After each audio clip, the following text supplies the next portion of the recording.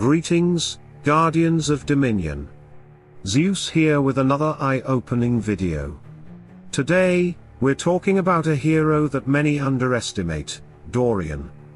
Did you know he might just be the lowest cost, highest value healer you can have in your roster? Whether you're building for early efficiency or late game synergy, Dorian delivers results without demanding heavy investment. Let's dive in and explore why this lifesteal master is such a hidden gem. Let's begin with Dorian's first skill, Fountain of Blood. According to the in-game description, this ability casts a blood mark on the nearest enemy for 7 seconds. While that mark is active, allies who attack the marked enemy recover 155% of the damage they deal as health. Sounds impressive, right? But here's the part that often gets misunderstood.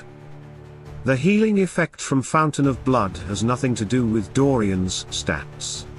His magic attack, health, or any other personal attributes don't affect the healing amount at all. What actually matters is how much damage your ally deals. Here's a simple example: if one of your heroes deals 100,000 damage to a blood-marked enemy, they'll instantly receive 155,000 healing. That's a huge return, and it doesn't require Dorian to be leveled up or fully built. So what do you really need to make this skill work? Just one thing: upgrade the Fountain of Blood skill to level 130. That's it. No need for red glyphs, maxed skins or maxed artifacts. Just level the skill using gold, and you will unlock the full value of Dorian's healing. This makes Dorian one of the most resource-efficient healers you can add to your team. Now let's move on to Dorian's second skill, shown here as Ancestor's Amulet. This one works very differently from Fountain of Blood, because this time, Dorian's own stats matter a lot. According to the skill description, Dorian sacrifices 20% of his current health to heal the ally with the lowest health. The healing they receive is 165% of the health he sacrifices. So let's break that down with some real numbers. If your Dorian is fully maxed out, his total health can reach around 700,000 health. That means when he activates this skill, he sacrifices about 140,000 health. At 165% healing efficiency, the ally he targets would receive roughly 230,000 healing from that one cast. But there's a catch: the healing amount isn't static. Since the skill is based on Dorian's current health, the lower his health at the time of casting, the smaller the sacrifice, and the less healing your ally receives. So if Dorian has taken damage, the effectiveness of this skill drops significantly. What does this tell us? Health is a critical stat for Dorian, especially for this skill. If you want Ancestor's Amulet to perform at its peak in sustained fights, you'll want to invest in health glyphs, skins, and artifacts. Unlike his first skill, which requires no stats, this one scales directly with how much health Dorian has left when it's triggered. Now let's move on to Dorian's third skill, Wings of Night. This ability is unique because it doesn't heal the whole team, it only heals Dorian himself. Here's how it works: Dorian releases a swarm of bats that hit enemies twice. When they return to him, he's healed for 100% of the damage they dealt. At first glance, the numbers look decent. On max development, this skill shows around 18,000 magic damage. But there's a catch. Dorian has 0 magic penetration by default, which means most enemies will reduce this damage significantly.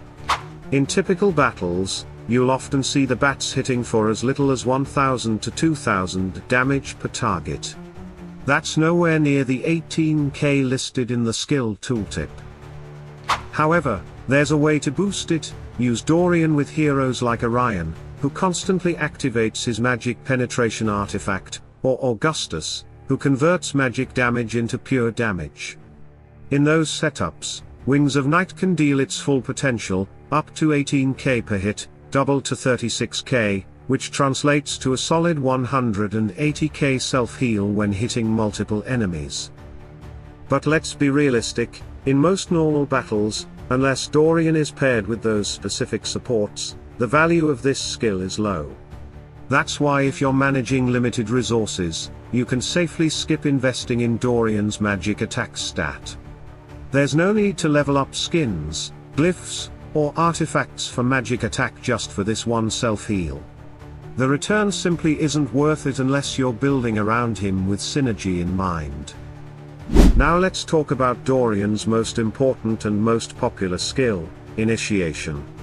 This is the signature Vampirism aura that makes Dorian a core part of so many strong teams. Here's how it works: any ally standing inside Dorian's aura gains Vampirism. That means when they deal damage to the enemy, they heal for 115% of the damage dealt. So if one of your heroes hits for 100,000 damage, they'll immediately recover 115,000 health. It's passive, always active, and incredibly powerful in both campaign battles and arena fights. But there's one important condition: your allies need to be within Dorian's Vampirism aura. Usually, only the two closest heroes to Dorian benefit from this effect. That's why positioning is key. You want your main damage dealers standing near him so they're constantly healing as they attack. What's especially great about this skill is that, like Fountain of Blood, Initiation doesn't rely on Dorian's stats at all. His magic attack and health don't affect it in any way. The only thing you need to do is upgrade the skill itself with gold, and you're good to go. No glyphs, skins, or artifacts required to make it work.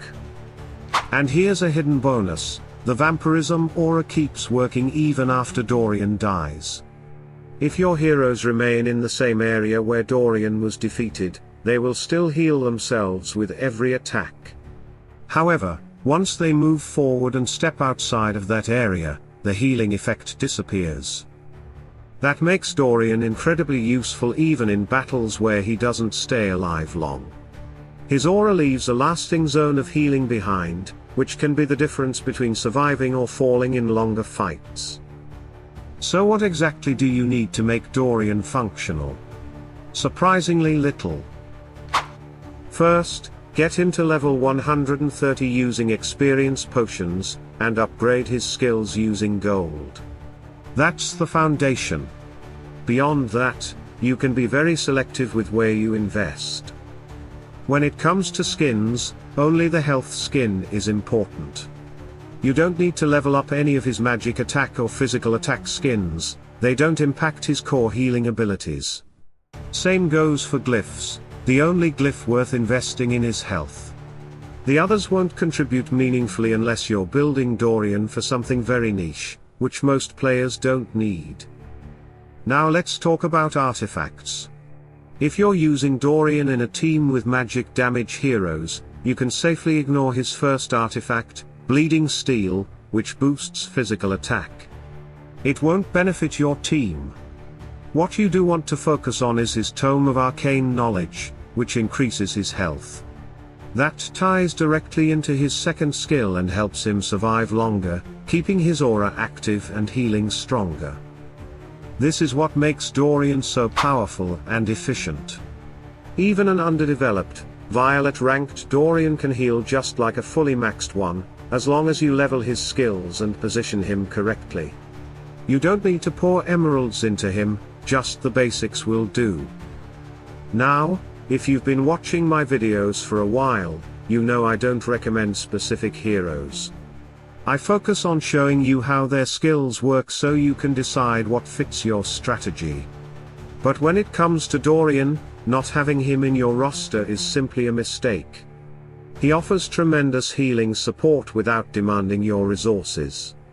Even in a Violet, underdeveloped state, Dorian performs like a maxed out healer, and that kind of value is extremely rare.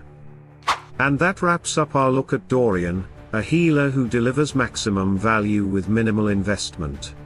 From skill-based healing to his passive aura that keeps working even after death, Dorian proves you don't need full stats to make a big impact.